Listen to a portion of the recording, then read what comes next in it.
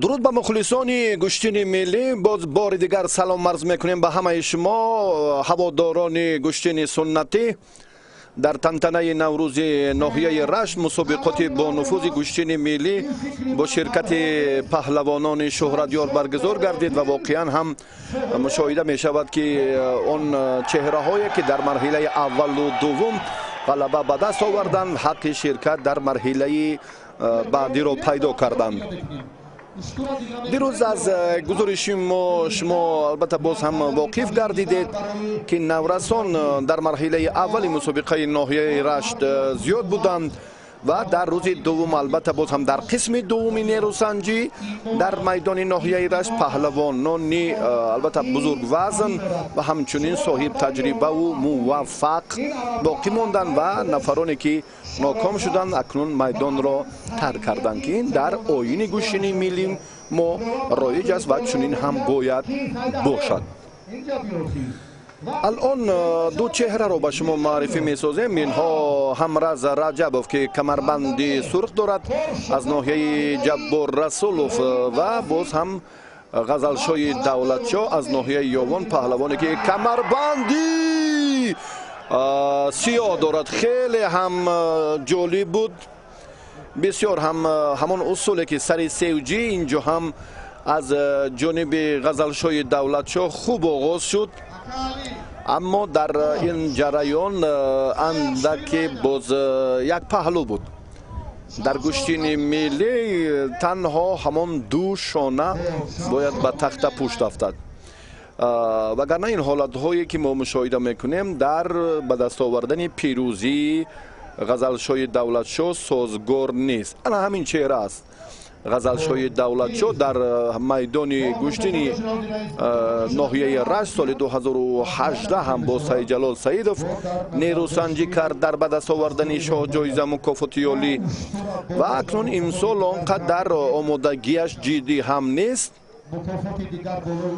نسبت به سال 2018، اما در ردیف عملهای بیشترش حالا ما مشاهده میکنیم که اندک هنری فوق‌العاده‌اش هم مشاهده میگردد. همراز رجبوف سه پهلوان رشتی را دچار شکست کرد و به این مرحله راه یافت. چون گفتیم که فردی که یک غلبه به دست میآورد البته باز هم این انعام نوروزی بهتر از مکافات، در دور دوم باز مکافات از این هم افزونتر می شود. اگر باز هم در مجموع قیاس کنیم همراز رجبوف چون گفتیم که علاقه شماره مکافات هایش قریب به 5000 سامانی رسیده بود و غزلشاه دولتشاه که اولین رقابتش را اینجا با همراز رجبوف آغاز میکند اندک باز هم توجه به این انعام نوروزی دارد، یعنی تحفه هر دو این پهلوان هم ارزشمند است، ارزشناک برای البته دریافت مکافات و همچنین راحت به مرحله بعدی و شامل شدن به هیئت همان مدعیان پنجگانه مکافات عالی این مسابقات ناحیه رشت شاه جایزه افت-ماشین سبکروی تمغه مرسدس بنز.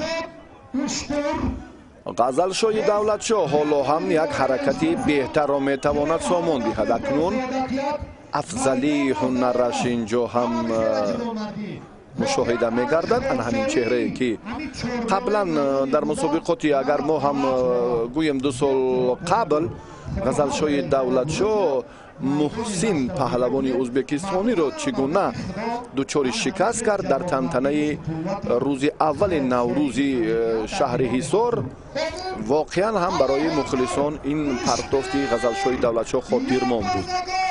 بعد این غزلشاه با سید جلال با پهلوانان سرشناس کشور در مسابقه های مختلف هم هنرنمایی کرد، اما آن استعدادی که در حصار نشان داد دیگر براستی آن را 2 سال می شود که تکرار نمی کند. حالا هم آنقدر موفق نیست. ما از این چهره امیدوار بودیم که حتی پرتافتی اولش هم با موفقانه است و غلبه را حتی در دقیقه های اول به دست می آورد، اما چنین نشد. همراز رجبوف پهلوانی که خیلی هنرش هم درخشید در میدان گوشتین ناحیه رشت дар 3 давре ки мо манзур кардем дирӯз дар гузориши худ ва ҳоло имконияташ он қадар хуб нест баростӣ, чунки омодагии ҷисмонии Ғазалшоҳи Давлатшоҳ фарқкунанда аст, қуввааш хеле зиёдтар аст.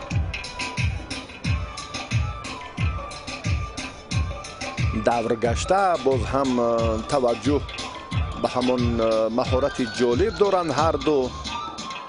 Ғазалшоҳи Давлатшоҳ камарбандаш сиёҳ аст. ёдовар мешавем дӯстони азиз ва паҳлавони ноҳияи Ҷаббор Расулов аз канори рост бо камарбанди сурх ҳунарнамоӣ дорад. имрӯз албатта он чеҳраҳое ки вазнашон гарон бошанд барости ангушшуморанд, яъне аз 100 кило баландтар.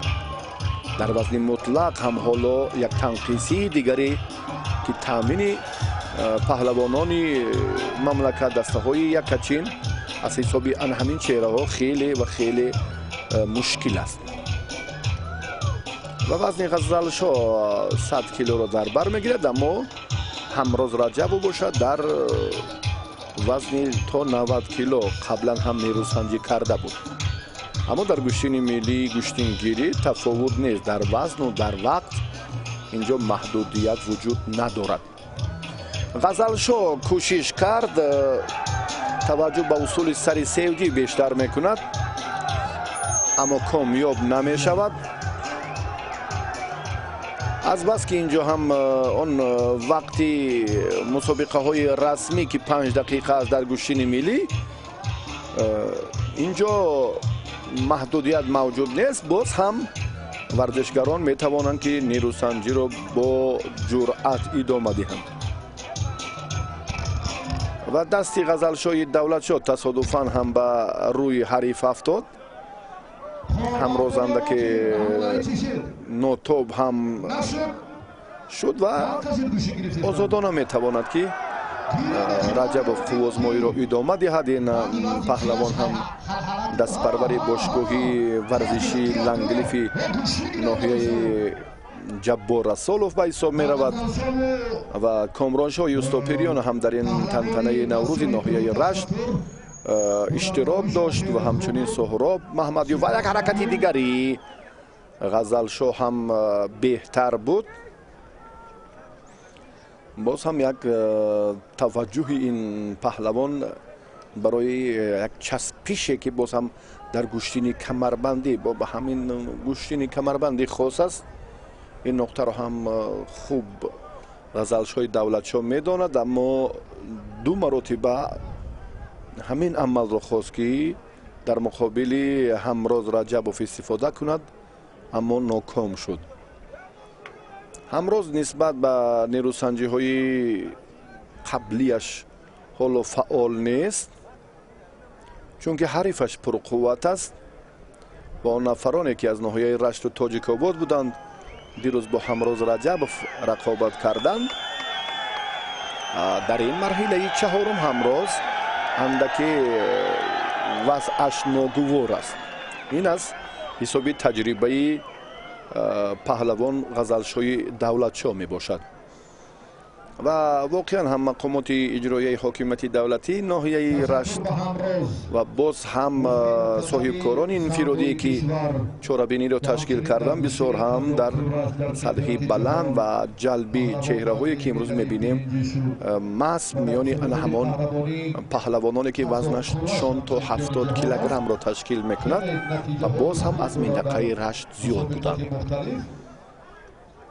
ба инҳо мисол шуда метавонанд варзишгарони ноҳияи Тоҷикобод, ноҳияи Рашт, Нуробод, Сангвор ва Вахш. аз ҳамин минтақа аз 5 ноҳия дар вазни миёнаи то 70 килограмм теъдоди иштирокчиён ва алоқамандон барои муборизаи майдони имрӯзаи ноҳияи Рашт ҷиҳати дарёфти инъомҳои идонаи наврӯзӣ хеле зиёд буданд. ҳоло Ғазалшоҳи Давлатшоҳ ҳам як таваҷҷӯҳ мекунад برای داشتن کمربند حریف. اما در قسمت چهارمی نیروسنجی همروز رجبوف حالا میبینیم که عقب نشینی است، یعنی بیشتر دفاع میکند همروز رجبوف، نه به مثل آن مبارزه هایی که قبلا ما از این چهره دیده بودیم. یعنی کارش در مرحله چهارم آنقدر آمد نکرده ایستاده است و این رو هم ما ربط به همان تجربه و باز هم مهارت قوی پهلوان ناحیه یاون میدانیم.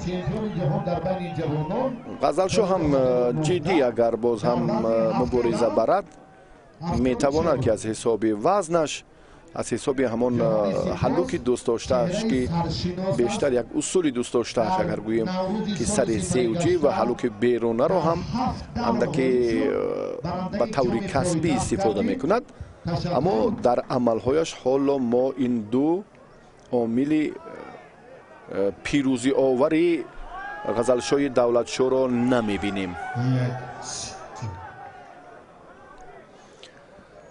و رقابت پهلوانان همانا باز ادامه می‌یابد.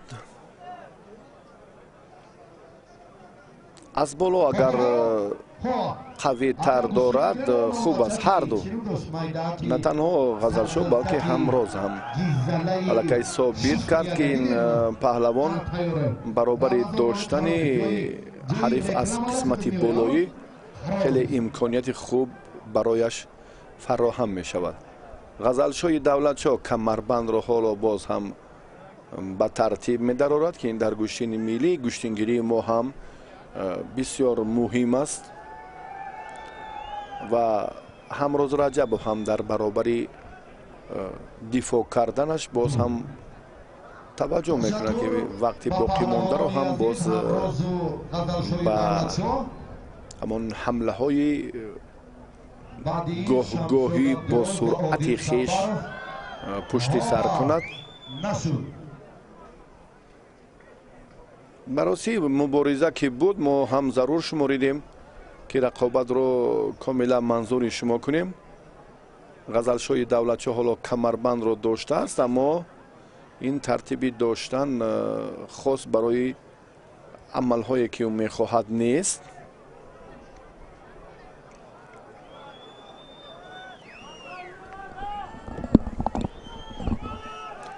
دوباره هم غزلشو باز هم حرکت میکند. میبینیم که الکی حریف را اندکی خسته حال کرده است، یعنی برتری غزلشو در نیروسنجی دوری اولش در مقابل همروز رجب به نظر میرسد. همروز عقب نشینی میکند و اکنون غزلشو باید این حالت را خوب درک کند. کمربند را خوب داشته است، اما دست را اینجا برای داشتن سری آستین اونقدر رجوع هم ندارد. چرا؟ درستی برای ما هم معلوم نیست. عادتا در اجرای همین عمل اکثر پهلوانان صورت افزایی میکنند و دست رو داشتنش رو فراموش نمیکنند. خودی غزلشو همین عمل ها رو در مسابقات مختلفی حدود تاجیکستان بیشتر انجام داده است، اما در ناحیه رشت حالا مطلبش عملی نمی شود.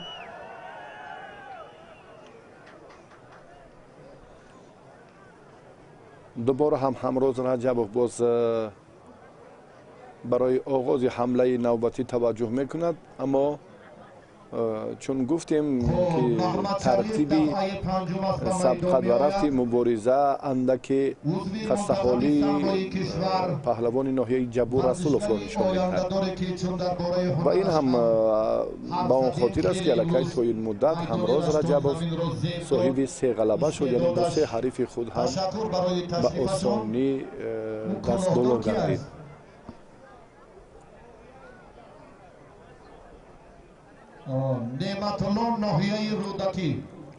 از بالا البته این حرکتی که از بالا داشتن خیلی خوب است. در گلیم دوم تیمورجان اکرموف برادر تنصابیر باز هم یک بار دیگر таваҷҷуҳи ҳамрӯз Раҷабов барои оғози амал буд, аммо ин таваҷҷуҳҳо барояш натиҷа намедиҳанд ва гуфтем дар бораи маҳорати ғазалшоҳи Давлатшоҳ ки ҳоло ҳам хеле ва хеле ҳунараш фарқкунанда аст. Камарбандро дошт, боз ҳам озод кард. Аз ин ҳолати беҳтар ҳамин фурсати муносибро ҳам сарфи назар намуд ғазалшоҳ. бубинед баробари оғоз ҳамон одати доимии ғазалшоҳ ҳам ҳамин аст. ана ҳамин тартиб бисёр хуб аст. ҳамроз мегурезад, медонад ки боз ҳам ҳолаш ногувор хоҳад шуд. агар нагурезад ва худро ҳам аз ин ғарта ба осонӣ ҳамроз Раҷабов раҳо карда тавонист. ғазалшоҳ дубора ҳам 10 бора ҳам агар таваҷҷӯҳ кунад ба ҳамин амал таваҷҷӯҳ ва инҷо ҳам як машварат лозим аст. вақт бисёр тӯл кашид. довар ҳам маҷбур аст дар ин ҷараён ки машварати ҳардуро ҳам мадди аввал гузорад, яъне ба ризоги якдигар бояд инҳо ҷудо шаванд, яъне бо нафарони дигар рақобат кунанд. ин дар оини гӯштини суннати роиҷ аст.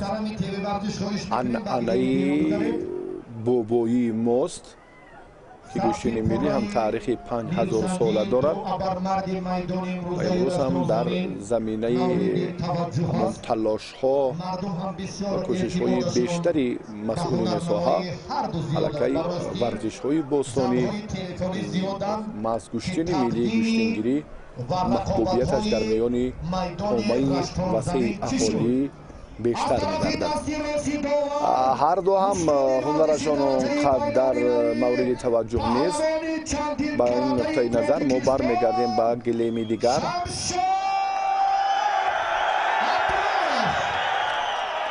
шамшод Абдуллоев, ин паҳлавони маҳбуби Тоҷикистон бо хилъати сурх ҳоло дар майдон аст.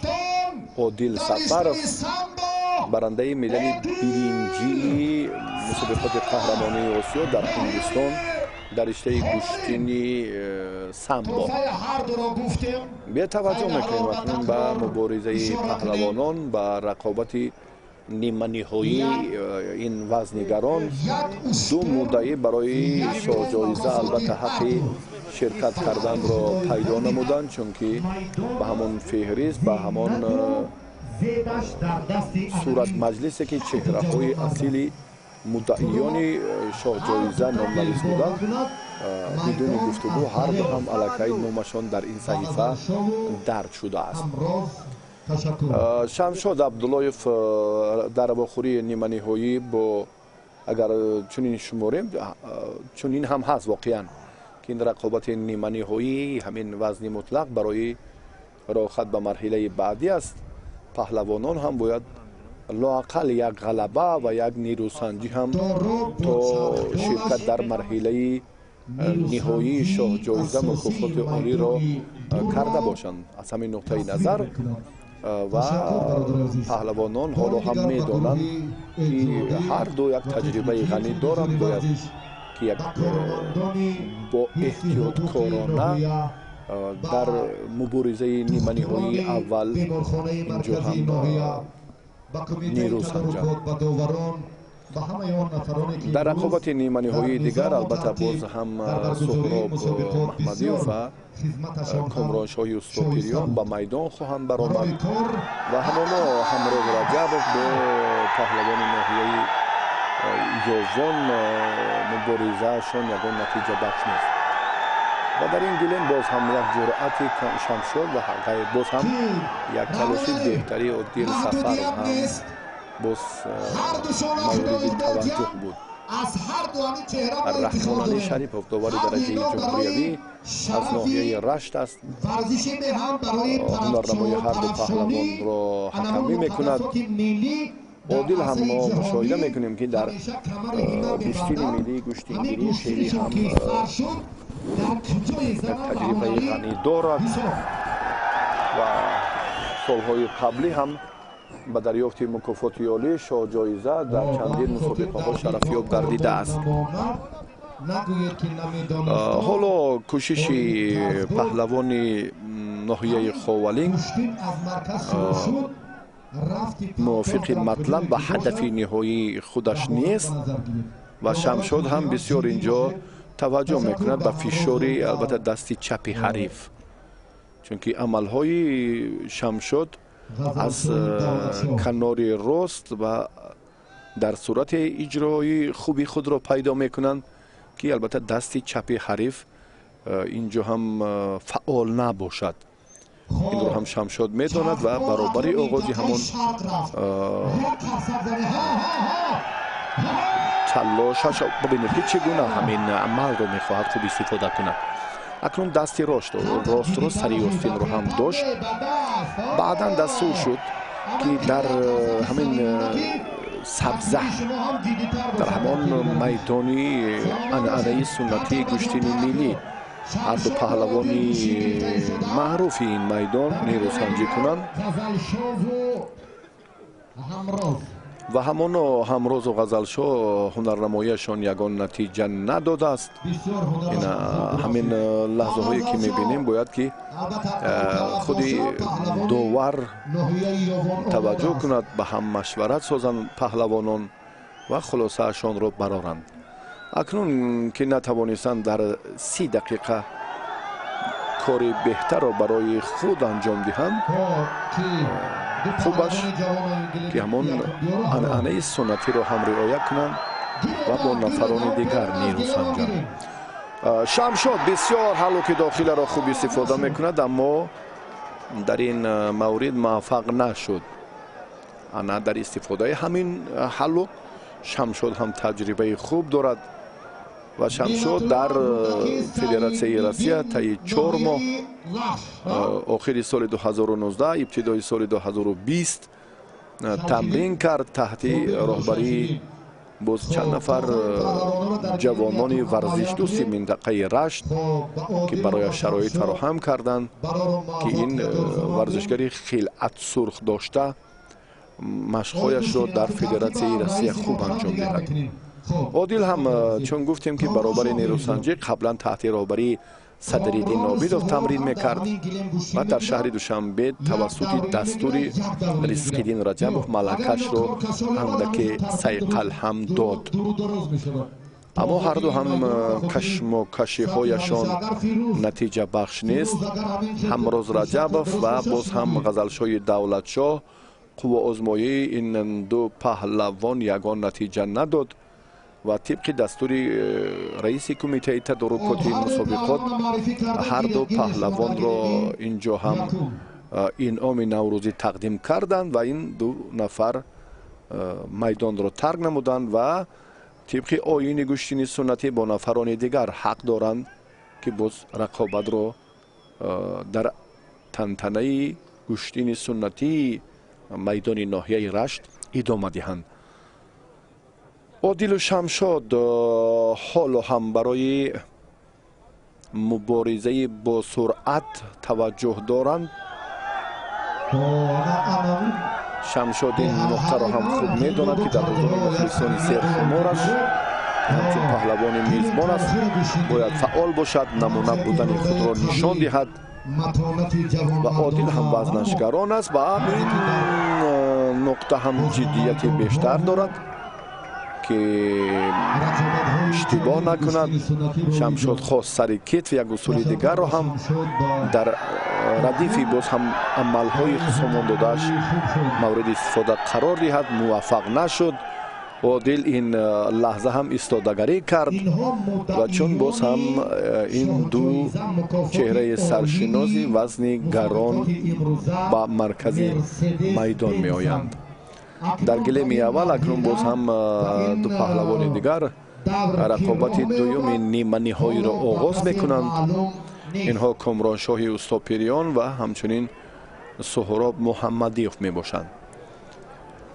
бо ҳамон тартибе ки дуруст аст, ғолиби ин ду вохӯрии ниманиҳоӣ ба финал роҳ меёбад ва барои мукофоти олӣ шоҳҷоиза автомашинаи сабукрав нерӯ месанҷад Мерседес Бенз ва ду нафар ноком ё ду нафаре ки рақобатро ҳам агар мусовӣ кунанд ҳамин аст тартиби муборизаи паҳлавонон дар вазни гарон дар марҳилаи албатта охирини тантанаи куштини миллии куштингирӣ ва маз дар ноҳияи рашт ҳам ҳамин иқдом ба пуррагӣ роҳандозӣ шуд. агар Комрон паҳлавон Суҳроб бо хилъати сафед аст, Комроншоҳ бо хилъати кабуд. вақте ки рақобати паҳлавонони дигар Шамшоду Одил натиҷабахш набуд, мо ҳам як лаҳза имкон ёфтем ки ба гилеми якум гузарем.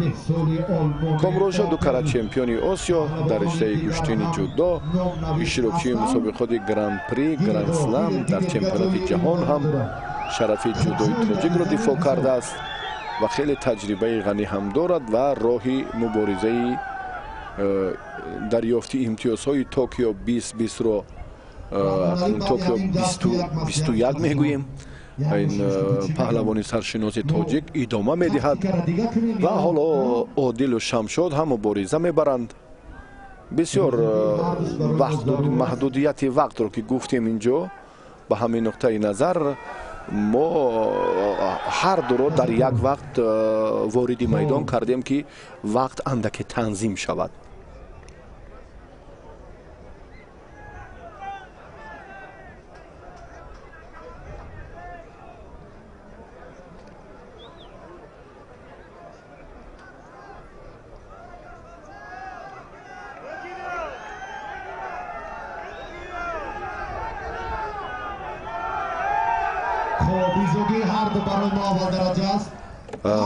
натиҷа барои ҳарду ҳам муҳим аст. Суҳроб андаке фишор оварда истодааст. ин ҳам як афзалии муборизаи Суҳроб аз ҳисоби вазнаш аст, агар ба ин самт ҳам эътибор диҳем. ва Комроншоҳ дар вазни 90 кило гӯштир мегирад ва Суҳроб дар вазни ҷамъи 100 кило.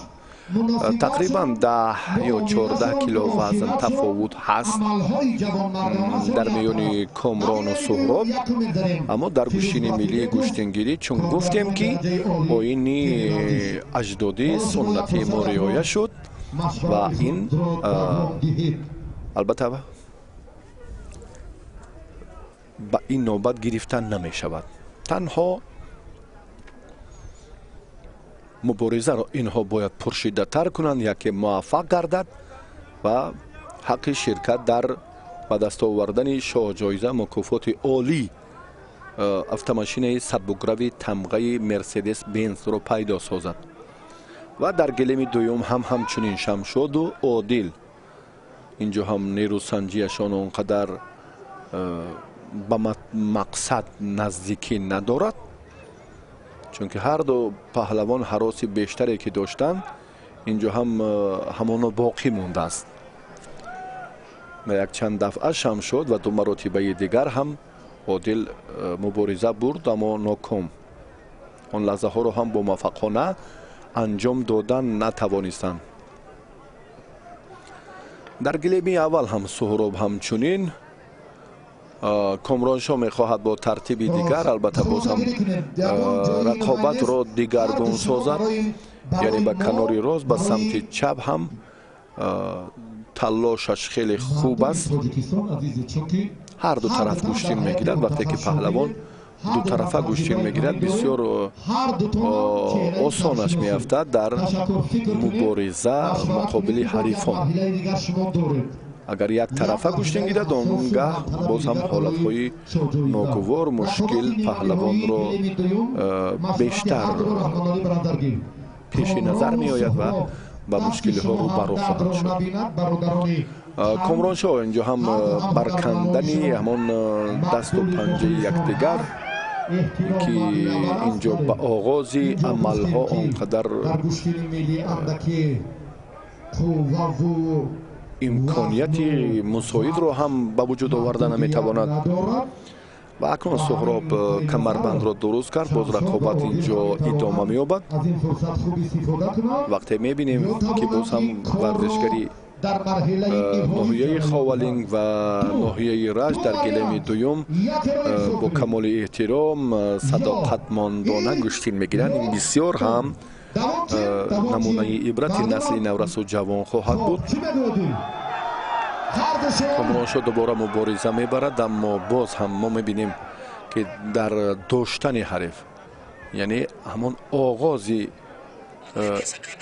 истифодаи ҳамон усулҳо андаке танқисӣ мекашанд. яъне ки инҷо ҳам ҷавз шудан, наздик омадан, камарбандро доштан ва бибинед ё гиребонро ё сари остинро ва дар маҷмӯъ барои дилхоҳ ҳаракати хубу ҷолиби куштини миллӣ ана ҳамин унсурҳо, ҳамин омилҳо мадди аввал аст ки бояд паҳлавонон ин корро ибтидо шурӯъ кунанд, яъне бо муваффақона, яъне аз гиребон.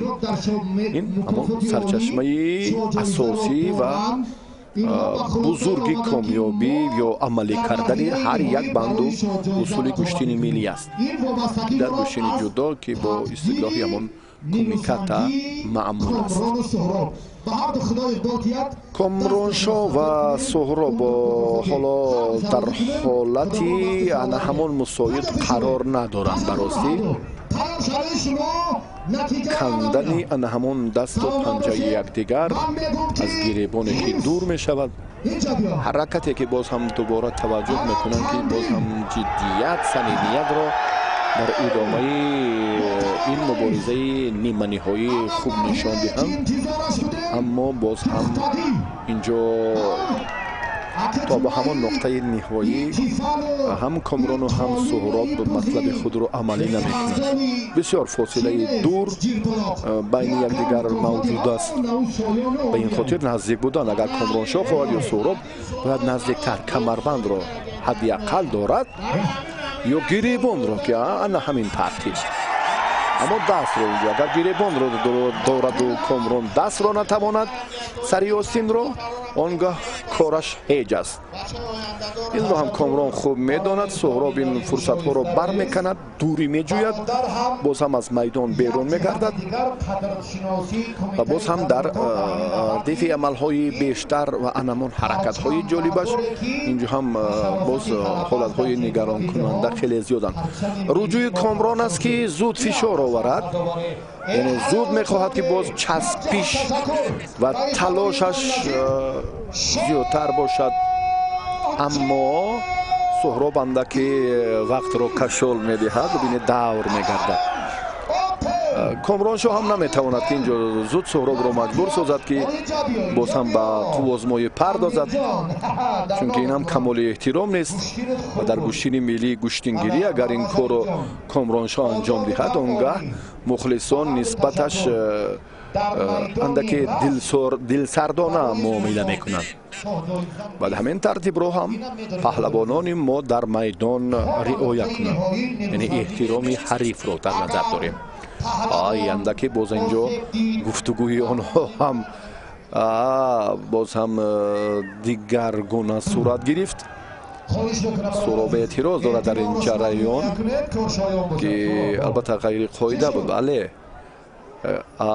як ҳаракате ки Комроншо гӯё ба гӯши ӯ зарбае зада бошад, аммо дар ҷараёни мубориза ин он қадар аён набуд.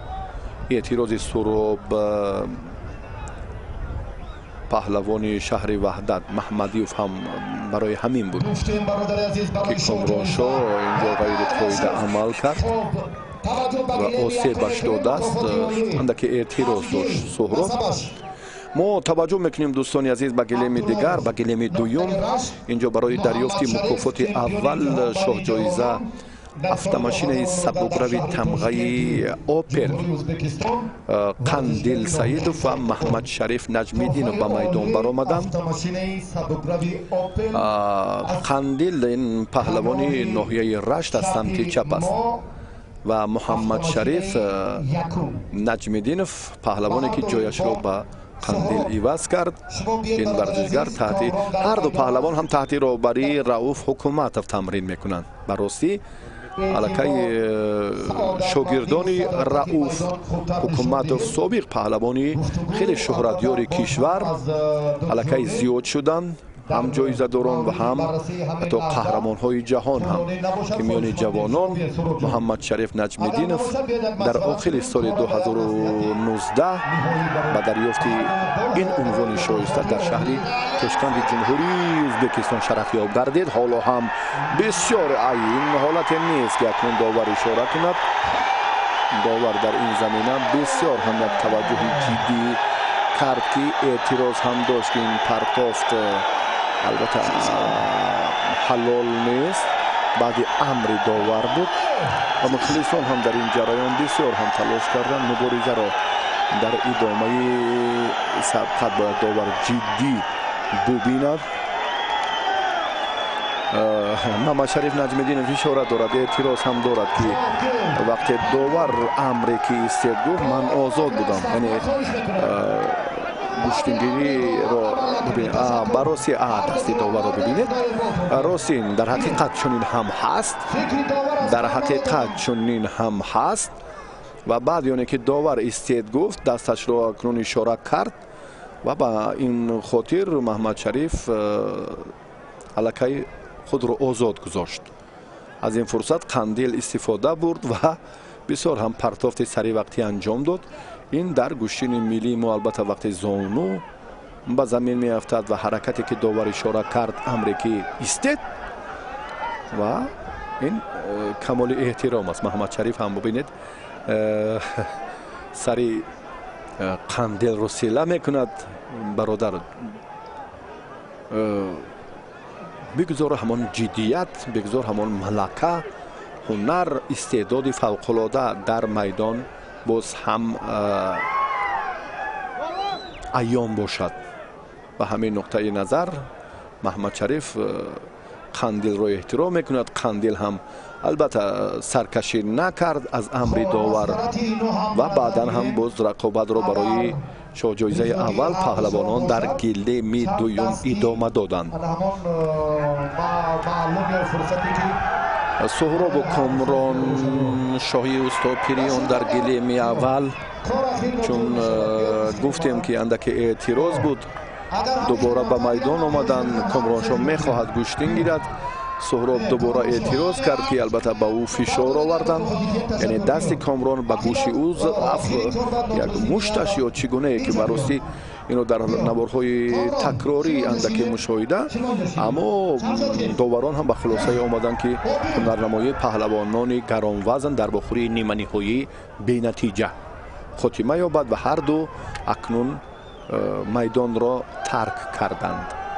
Одил Сафаров ва боз ҳам паҳлавони ноҳияи Рашт Шамшод Абдуллоев ҳам ҳамчунин аз якдигар ҷудо шуданд. рақобатро ҳам бидуни комёбӣ онҳо анҷом доданд мусовӣ ва ин анъанаи суннатӣ аст ва ин чаҳор паҳлавон ҳоло акнун аз ҳамон тартиби рақобатҳои анъанаи бобои мо бояд ба якдигар қувва санҷанд.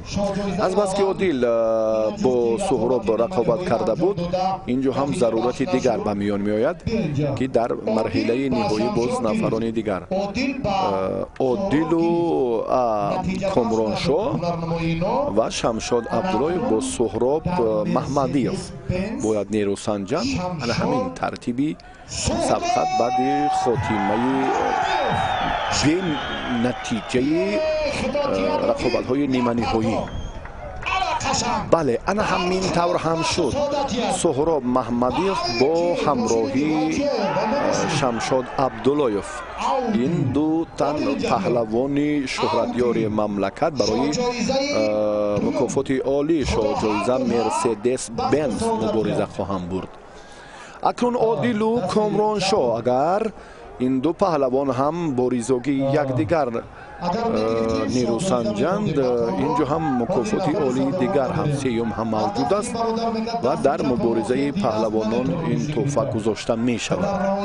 بله ریزوگی هر دو اینجا عادل و کامران، اما عادل اشاره کرد که من دستم اندکی آسیب دیده است و برای مکافات عالی با کامران رقابت نخواهم کرد. بهتر است که همون دستوری که من رقابت را در میدان ناحیه رشت خاتمه دهم، همین پیشنهاد عادل بود که از جانب کمیته تدارکات پذیرایی شد.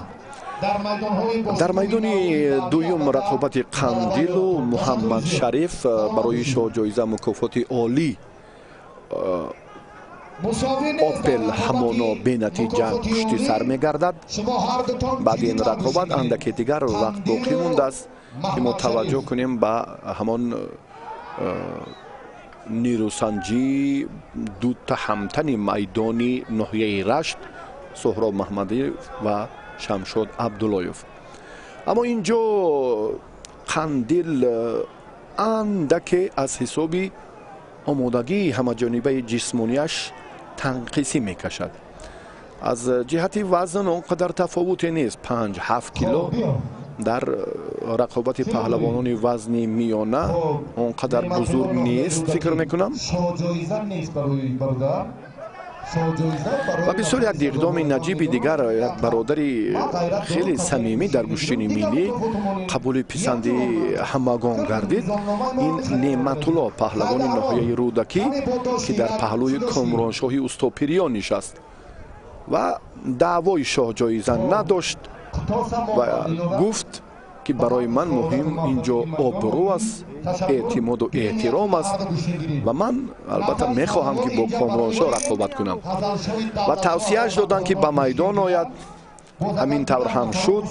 پهلوان ناحیه رودکی در گلیم اول با خلت سفید است و با امکانات تکنیکی از بیننده همیشه تلویزیونی ورزش معذرت میخواهیم که خود در یک وقت هم نمیتوانیم که دو نیروسنجی خیلی مهم رو منظورش میکنیم. شمشاد انتظار میشود به میدان آمدن سهراب را و قندیل باشد مبارزه را باز هم میخواهد که در مقابل محمد شریف سزاوارانه ادامه دهد. محمد شریف هم باز از این مطلب، از این مقصد نهایی خیش برگشتن نیست، کوشش میکند که البته شاه جایزه این مکافات خیلی عالی و ارزنده است و چون پرچم تاجیکستان را در مسابقات قهرمانی جهان پرافشان کرد. این پهلوان که زاده ناحیه فیض آباد است، اما از جانب خود مقامات اجرایی حاکمیت دولتی ناحیه فیض آباد و باز هم مسئولین این ساحه قدردانی که نگردید در مصاحبه با ما بسیار اعتراض هم کرد.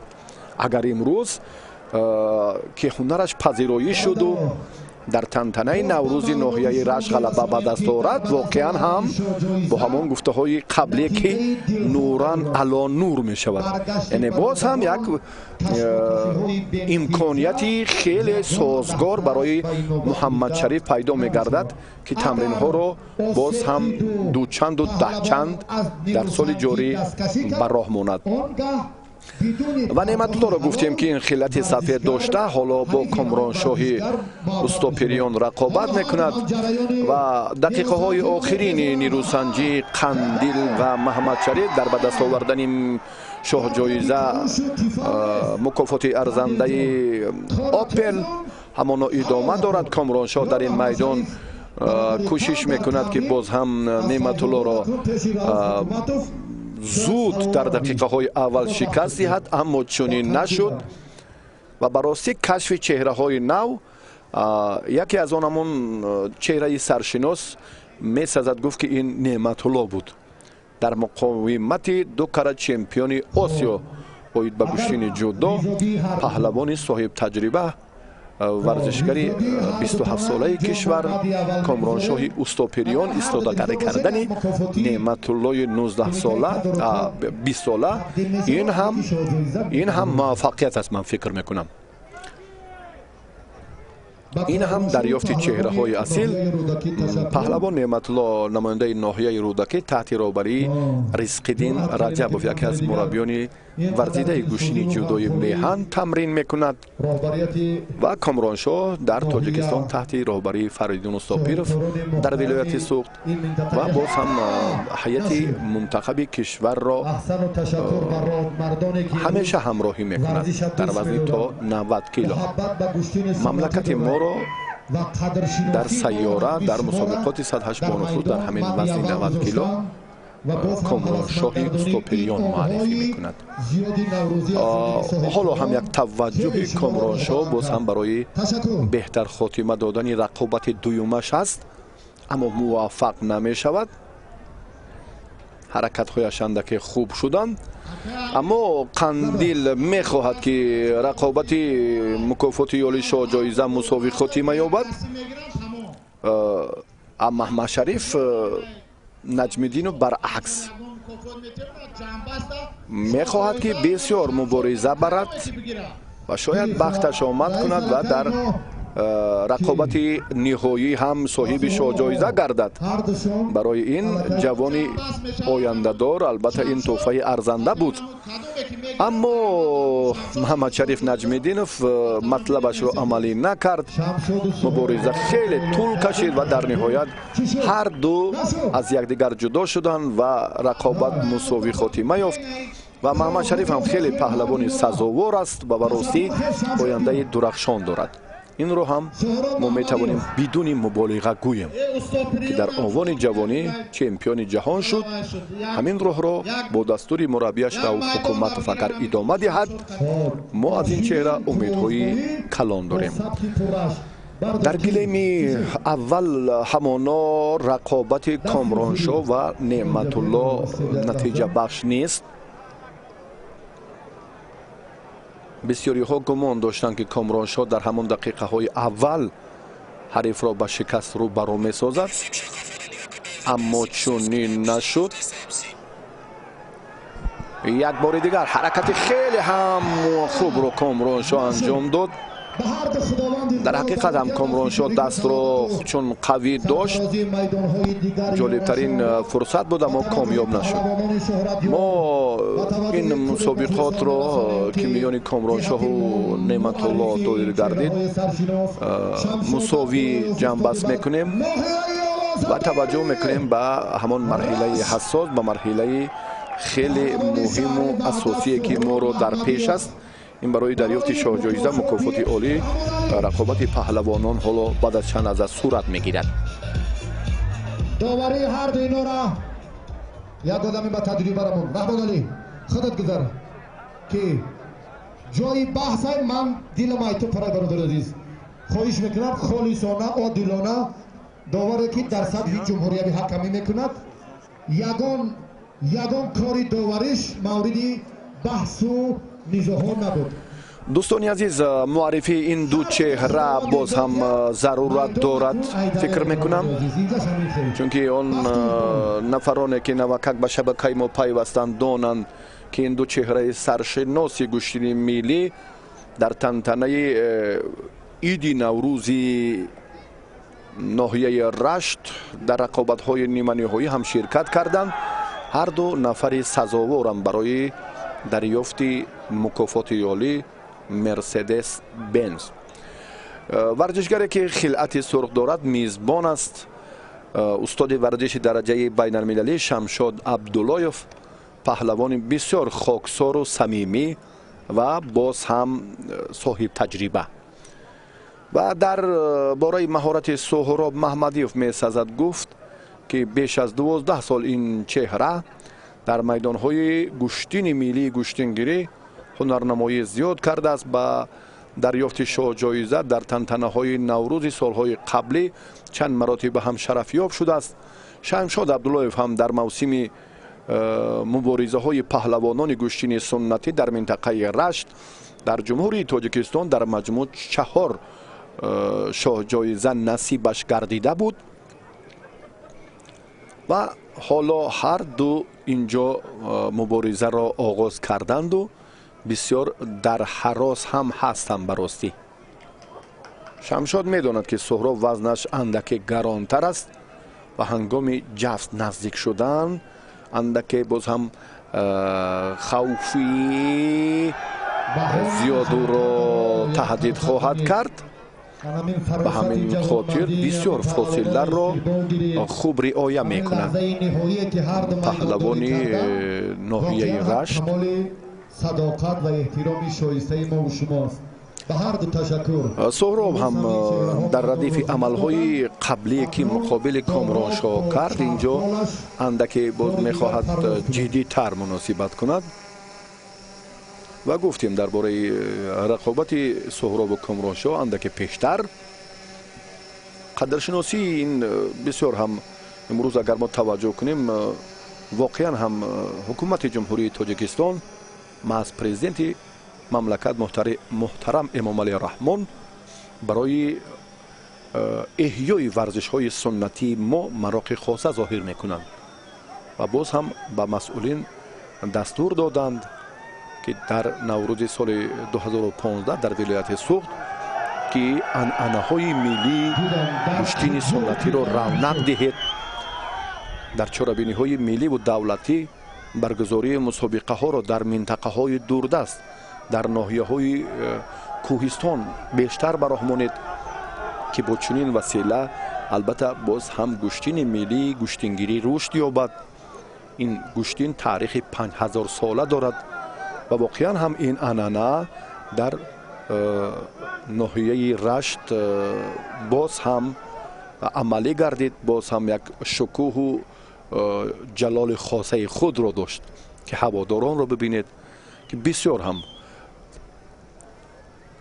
شایسته تحسین است که امروز حتی در ادامه مبارزه ها امروز یک نفر مخلص هم میدان را ترک نمی کند و تا با آخر انتظار می شود که میدان ناحیه رشت و شاه جایزن مالکی می شود و همان پهلوان مردمی از میان خلق اینجا باز هم هنرش رشد میکند و باز هم تا به نوروز دیگر نامش ورد زبان عامه اهالی خواهد شد. پهلوان مردمی شمشاد باقی میماند یا سهراب در میدان ناحیه رشت. اندک اشاره شد از جانب داور از جانب مسئولینی این چاره‌بینی که رقابت را اندک باز هم جدی تر یعنی پرشورتر کنید. صورت افزایی مبارزه اینجا باید که مدی اول باشه. شمشاد عبدالله بسیار امکانیت خوب اما نشد. این طرز را سهراب خوب احساس کرد، دانست که شمشاد بسیار در حالت ناگوار او را خواهد گذاشت. از این نقطه نظر بسیار هم رها یافت و دوری جست و به زانو نشست که این حمله هر چیز زودتر قطع گردد. چون این هم شد. بعدی اندک باز هم پهلوانان به مرکز میدان آمدند. شمشاد راه دیگر را می جوید. سهراب اندک خسته حال است چون که سهراب اکنون تا این مدت دو رقابت انجام داد. هم با عادل سفرов مبارزه برد، هم با کامرانشاه استوپریان و شمشاد عبدالله باشد این رقابت دویمش است. مبارزه سیومی سهراب در میدان ناحیه رشت. از میدان بیرون شدن در بالای گلیم همچون دستور شد که این رونق گوشتین سنتی ما بسیار هم وقت فضای زیبا ببینید که واقعا هم بیننده هم خوب احساس میکند که یک نظام درست، یک ترتیباتی که براه مانده شده است بسیار طبیعی است. در این لحظه ها پهلوانان هم راحتاً، مخلصان هم و در مجموع کلی پهلوانان، کلی و نفران بینندگانی همیشه تلویزیونی ورزش که واقعا هر یک سبقت در علاهیدگی شرح و توضیح می شود. مرحله نهایی برای شاه جایزه مکافات عالی مرسدس بنز автомашине ки боз ҳам арзишаш гарон аст. дар сурати пирӯзӣ яке аз ин паҳлавонон албатта метавонад ки то бо марҳилаи дигар яке аз инҳо ҳам тамрин кунанду ҳам боз ҳам камбудиву мушкилоти ҷойдоштаи рӯзгорро ҳам бартараф созад. Шамшод Абдуллоев ҳоло бубинед ки баъди ин лаҳзаҳо боз бармегардад ба назди ҳарифи худ. ҳатто боз гоҳ дар лаҳзае ки иштибоҳ мекунад я андаке зишт рафтор кунад зуд узрхоҳӣ мекунад ва ин амалҳоро ҳам бо ишораҳо нишон медиҳад. даст пеши бар мебарад. бисёр ҳам фарди хоксор заминӣ ва инсони босабр аст Шамшод Абдуллоев. ва ҳаводорони гӯштини миллӣ инро ҳам хуб медонанд. бароси мо дар ягон мусобиқа то ин муддат як ҳаракати Суҳроб ҳам боз бенатиҷа аст. То ин муддат мо аз ин паҳлавон ягон рафтори ношоистаи ғайриварзиширо ҳам мушоҳида накардаем. лаҳзае ки чун меафтад дигар мубориза намебарад. камоли садоқат ва эҳтироми ҳариф ин рукунҳои ҷавонмардонаи паҳлавонеро ҳам дар майдон хуб нишон медиҳад.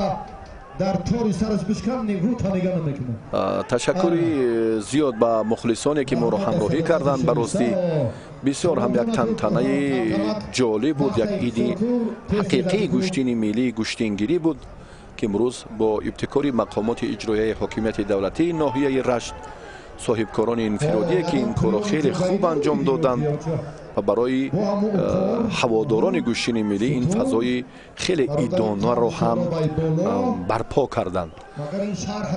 Суҳроб инҷо як лаҳзаи ҳамла кард, аммо боз сустар ҳунарашро нишон дод.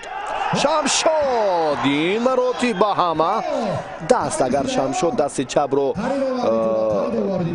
медошт аз ин пештар ҳам агар ибтидо ба сари осини ҳариф мекард ва баъдан ҳам ҳуҷум мекард беҳтарин фурсат буд. ҷолибтарин лаҳза барои Шамшод буд ки аз даст рафт. бисёр ҳам рақобат тӯл кашид. дар ибтидо гуфтанд ки ҳарду боз ҳам тавсия шавад ки аз якдигар ҷудо бошанд, яъне рақобати инҳо ҳам мусовӣ анҷом ёбад. аммо инҷо ҳарду ҳам ҷавонмардона иқрор шуданд ки мо то ба охир мубориза мебарем ва ҳар ки об аз дами шамшер хӯрад нӯшаш бод. ҳар ки заҳмати бештар кашидааст, талошу кӯшиши мураббиёнро мадди аввал гузоштааст дар майдон бигзор ғолиб бояд ва шоҳҷоиза насибаш гардад. ва ҳамин анъана ин боз ҳам эҳёи суннатҳои аҷдодӣ боз ҳам рушд карду Шамшод Абдуллоев бисёр аз ҳолати муносиб, аз фурсати хеле ҷолибу ҷозиби ба миён омада истифода кард. ҳамаи мухлисон аз ҷой бархестанд. алоқамандони гӯштини миллӣ ва воқеан ба ифтихорашон, ба ифтихори пирӯзии Шамшод Абдуллоев кафкӯбӣ карданд. воқеан ҳам сазовор буд. ин ҳолатро мо метавонем баъди чанд лаҳзаи дигар бубинем. Шамшод бубинед пешпо дод ва ана ҳамин тартиби партофт ба тахтапӯш буд ки Шамшодро насиби шоҳҷоиза мукофоти оли Мерседес Бенз гардонид. ва Суҳроб ҳам иқрор шуд ки ман ба хатоги роҳ додам ва боз ҳам ба ин нигоҳ накарда дасти Суҳробро бардошт ки ин каболи ҷавонмардист. ба ин паҳлавони шӯҳратёри меҳан Шамшод Абдуллоев мукофоти оли автомашинаи сабукрави тамғаи Мерседес Бенз тақдим мегардад ва Суҳроб ҳам соҳиби боз мукофот инъоми наврӯзии ноҳияи Рашт гардид. ғалабаи ин паҳлавонро мо табрик мегӯем ва дар ин ҷо гузориши худро ҳам аз тантанаи наврӯзи ноҳияи Рашт ба анҷом мерасонем. саломату сарфароз ва пирӯз бошед. کنید و گوشتین ملی رو همیشه از شبکه ورزش تماشا کنید. توفه را به شمشاد عبدالله تقدیم کردند و جای دوم در وزن گران و مقام رویم چون گفتیم که دوستان عزیز به سهراب محمدیف نصیب گردید و واقعا هم همه پهلوانان صاحب انعام های نوروزی تنتنه گوشتین ناحیه رشت گردیدند. باقی سرفراز باشه تا به دیداری دیگر. با همین تنتنه نوروز با برگزاری مسابقه گوشتین ملی در ناحیه رشت خاتمه می‌یابد. قدمتان نور دیده، تاج سر، سرفراز و پیروز باشید.